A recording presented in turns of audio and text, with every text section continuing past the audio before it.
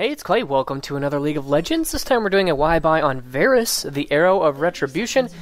He's an AD carry, ranged sort, and a pretty fun champ overall with some very nice strengths, but also some weaknesses, which we will definitely talk about. But in my opinion, I think he's a little bit undervalued and underappreciated. Definitely someone who can be very potent, a little bit more of a utility-style AD carry, rather than more of a pure damage-based AD carry.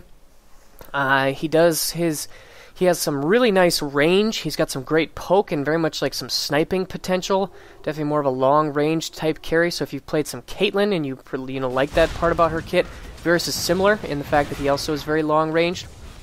And then Varus also has some really nice damage output against high HP targets. He has some really nice HP shred, which can be really useful in this current high tanky top lane meta. And then he also has some really nice utility, almost comparable to Ashe in his ability to kind of lock people down and do work for his team in terms of providing utility. But in terms of the negatives, he doesn't really have any sort of reliable damage steroid other than chaining his abilities together properly. And he also doesn't have an escape, not even like a speed boost or anything like that, which does make him a little bit unsafe to play. And I picked this gameplay for a reason, because I really think that this game highlights his strengths and his weaknesses. You see times where Varus is amazingly strong, and you see times where he's a little bit weak. He's got strong laning. He's a very, very strong laning champion, can stand toe-to-toe with any of the top 80 carries that are being played quite heavily right now. Whether you're talking about, Lucian or Jinx, any of those. Varus is right up there in terms of his ability to stand toe-to-toe with them. But overall, pretty strong pick. So let's go ahead and get right into his skills and abilities and figure out what makes him tick. First up, his passive Living Vengeance. This is the closest that he has to a steroid. So on Champion Killer Assist, Varus will gain 40% attack speed for 6 seconds, but then on Minion or Monster Kill Assist, he will gain 20% attack speed for 3 seconds. So basically, whenever he kills a unit, you can see this is ticking fairly constantly throughout the laning phase.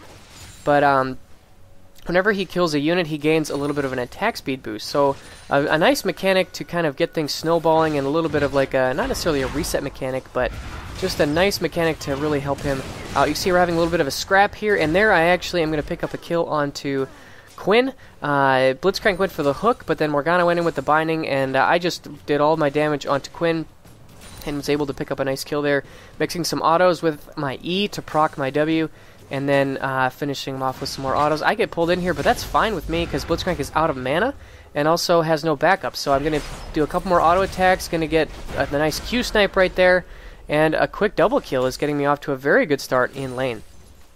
So a couple of procs of my passive there, which is pretty darn nice. So I would say it's an okay passive. It's not the most useful in terms of a steroid. It's not the most reliable, and it's something that, it's like when you're in the middle of a team fight, like at the beginning when your kind of damage matters the most, you don't really have it until you can get a kill or assist.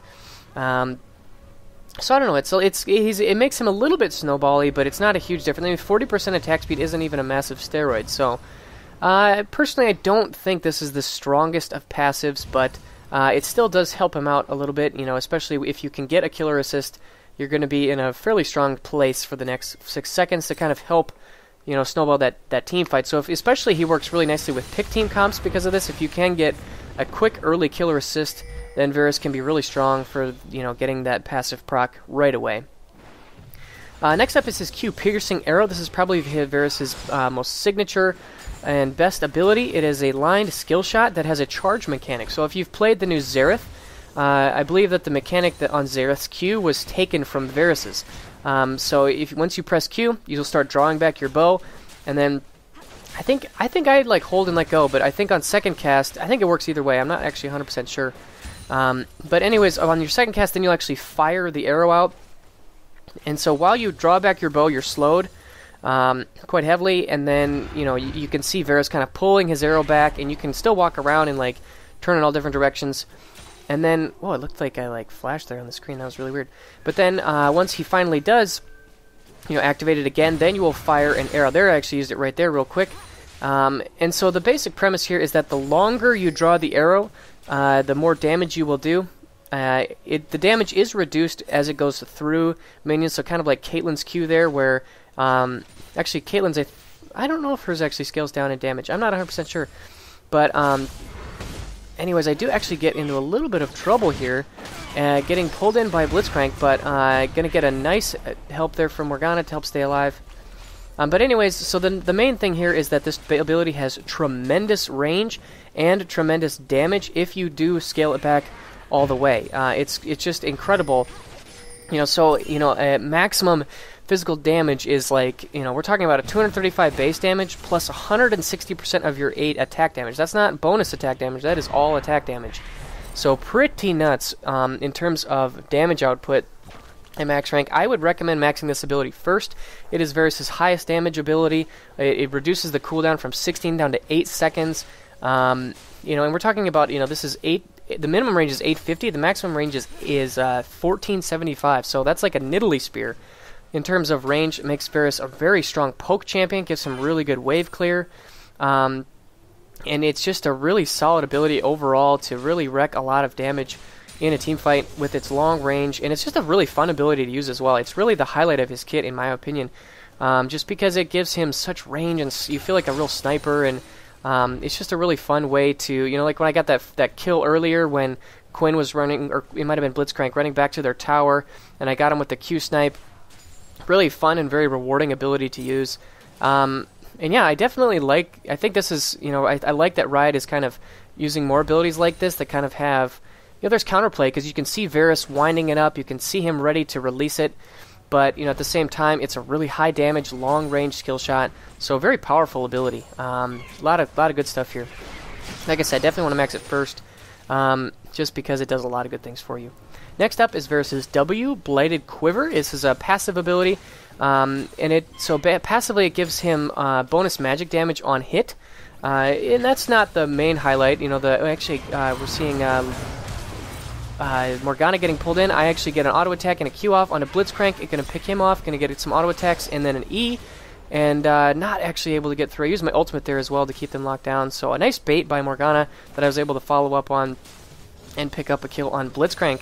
But anyways, so Varus' W, so passively it gives him bonus magic damage on hit. Oh, there's a Q-snipe right there. Looks like Quinn stayed a little bit too long and I was able to pick up the kill. So actually that was pretty hilarious in-game. Fun stuff right there. So far this Morgana and I are actually working together quite nicely. We've got a nice lead. I'm 4-0-0, 74 to 58 CS. Overall, very, very strong start to this laning phase. So anyways, as I was saying, Blighted Quiver gives you bonus magic damage on hit that scales with AP. So at max rank, you're talking about 26 bonus magic damage on hit with a 25% AP ratio. I wouldn't necessarily say this is like the most important or strongest part. It's nice to take a point in your W early to give you extra, you know, last hitting ability. He does have fairly low base attack damage. I believe he starts at 49. Yes, level 1 is 49. Which is relatively low in the world of AD carries, but you can get a nice 10 boost just by leveling your W. Help you last hit. And it also is nice to have a little bit of mixed damage as an AD carry. A little bit of extra magic damage is not a bad thing at all. But the main thing here is that this will apply stacks to your opponent that will stack up to 3 times. And then if you use an ability, it will detonate those stacks, dealing bonus magic damage that is percentage health based. So, if you, with a max rank W, we're talking about dealing 15% of your target's max health if you're applying all 3 blight stacks at max rank. So we're talking about a pretty significant percentage health shred.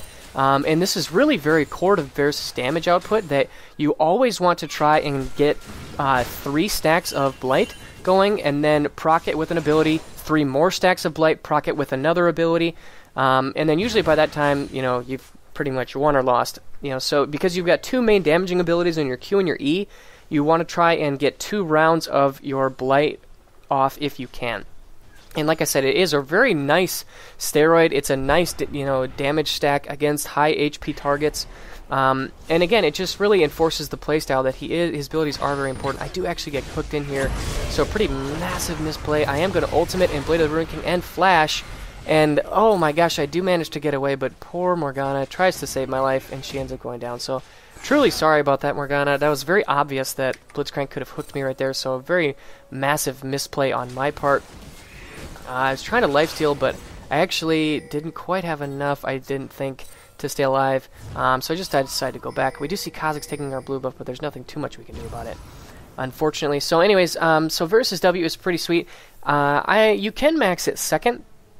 I tend to max it last just because the percentage health damage isn't necessarily as good until late game when you've got high HP targets. You know, in lane against like a level 6 Blitzcrank and Quinn, it's not really going to be that helpful. But, you know, if you're going for, you know, more, you have a high, you know, if you want to proc these stacks very consistently and you want to get the extra magic damage on hit, you could max it second. But personally, I like to max it third. But I think maxing it second is fine. If you're going for more of an AP-based build, then this is probably very crucial.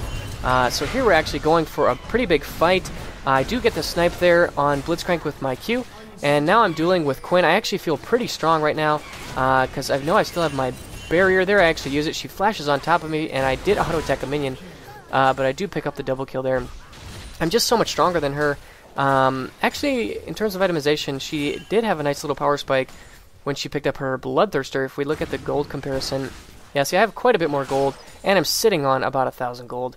So, definitely a disparity there, and I was able to win that duel pretty handily, so another good trade for us. This bottom lane is going really well, 6-0-0, off to a good start. So anyways, let's move on to Varus' W. His E, Hail of Arrows. This is a targeted ground skill shot. It will deal physical damage, and it will slow your opponents and reduce healing effects. So a couple of nice things going on there. This isn't the highest damaging ability. The max rank is only 205 base damage, which is relatively low for base damage. And then it has a 60% bonus AD ratio, so which is much weaker than his Qs. But there, actually, Morgana lands a really nice binding. There's 2 auto attacks, and then I use my Hail of Arrows to proc the Blight and to slow her before she could get away. So this is Varus' main crowd control ability. The slow on it is pretty crucial because Varus does not have any sort of escape ability, so important to use your E at the right time to lock your opponents down in that slow field so that they can't get on top of you is really, really crucial to his playstyle. Again, another way is you can use this to proc your Blight, which is really important. And this also has a very long-ranged ability. We're talking about 925 range, which is really, really long. So a lot of good things here. You know, just a pretty straightforward ability. You know, depending on how things are going, I usually like to max Q first, E second. I have seen people max E first. I think that's probably a little bit more beginner-friendly. If you're new to Varus and you don't quite understand his charge-up mechanic yet, you can max your E first. It gives you a little bit better, like, AoE wave clear. It's a more straightforward spell to use. Nothing too complex about it. Just a pretty straightforward, ground-targeted AoE damage ability with a slow that will proc your Blight stacks. And then lastly is his ultimate, Chain of Corruption. This is one of, again, the highlights of his kit. It's a line skill shot that will has a pretty interesting mechanic. So when you fire it out, if it hits an enemy unit, it will deal damage to them and root them for 2 seconds, and then at that point the corruption will start to spread to enemy champions within 550 range of that initial champion. It will deal the same damage and root them also for 2 seconds, and then it will continue to spread to any enemy champions that are still in range. So really, you know, one of the things that really makes Varus stand out is that he has this, you know, AoE crowd control ability. They're actually using it right there on Blitzcrank to lock him down, and a Q auto attack will pick up the kill. Unfortunately, Akali is here, and we went a little bit too hard for the Quinn, and so now we all just kind of die. Oh, very unfortunate. Varus has no real way to escape, and my flash, I believe, was down. Yeah, it was. So I was pretty much in trouble right there. But anyways, so this Chain of Corruption is really important to use. It makes him a very strong team fighter. It makes him a very, very powerful duelist just because he can lock people down. It gives him some initiation, so I think that's why the comparison to Ashe is fair, because Ashe is really the only other AD carry that has the potential to initiate a team fight. Varus, you can do the same.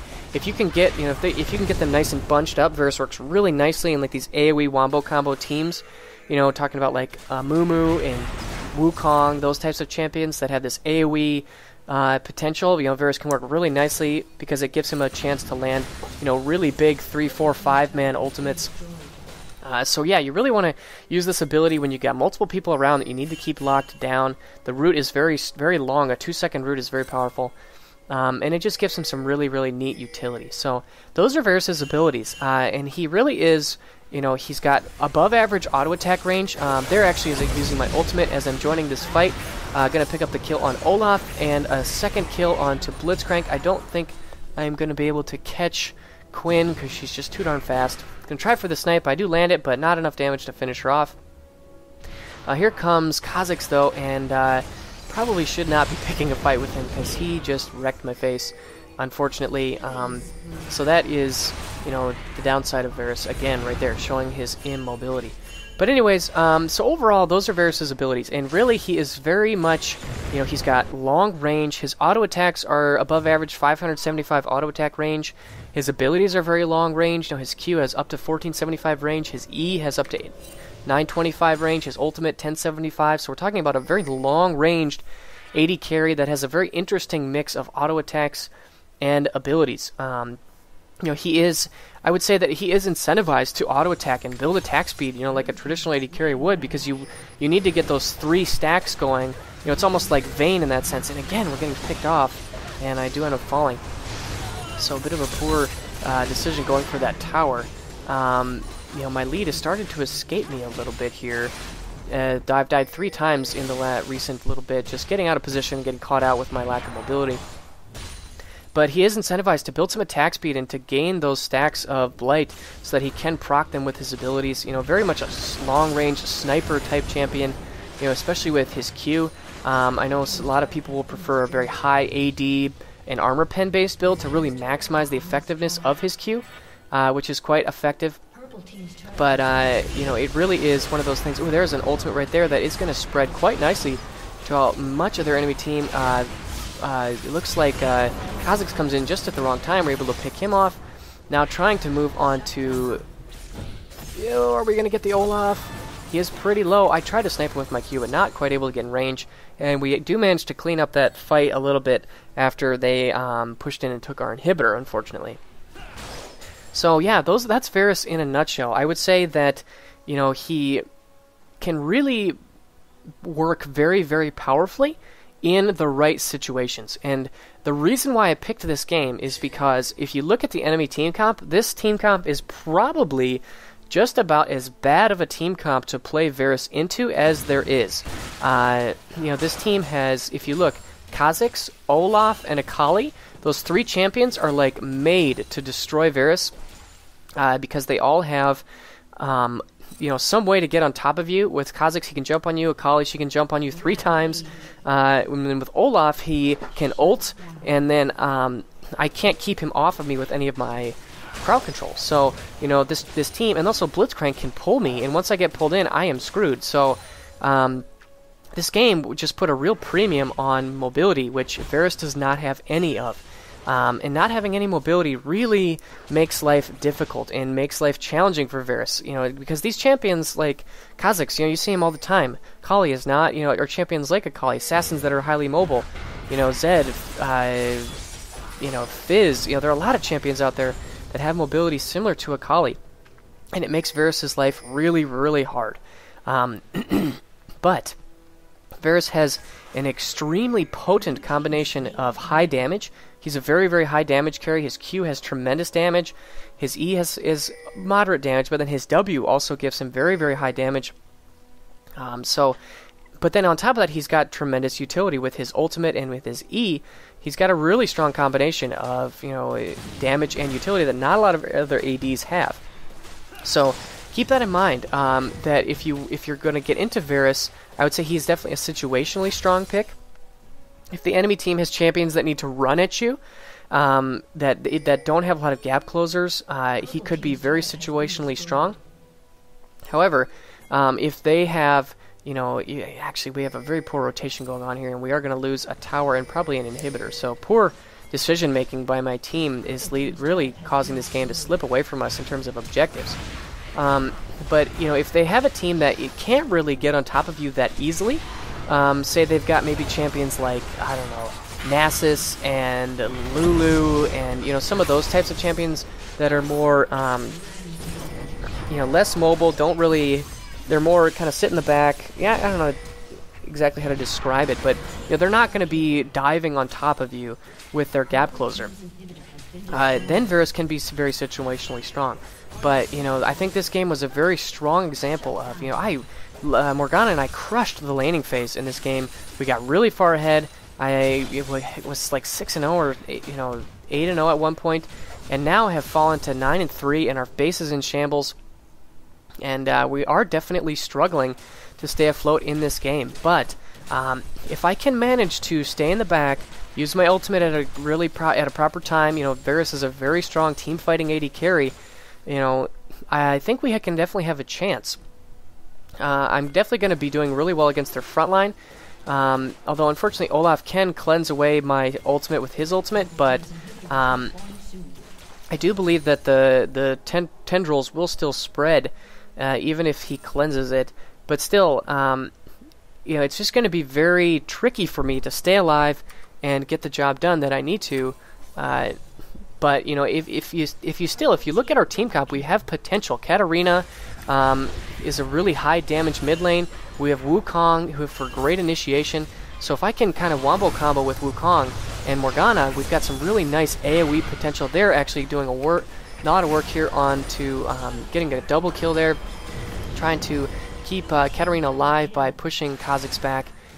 So a really nice push going on here from my team, getting 2 alive for our team, but 4 dead for their team. So we're kind of coming back here a little bit, but really, what we really need to do is get a nice wombo combo initiation. That is really where Varus works best. He works best with these kind of wombo combo. Like, if you're diving on the enemy team, putting them on the back pedal, it's going to be hard for them to use all their dive and get on top of me.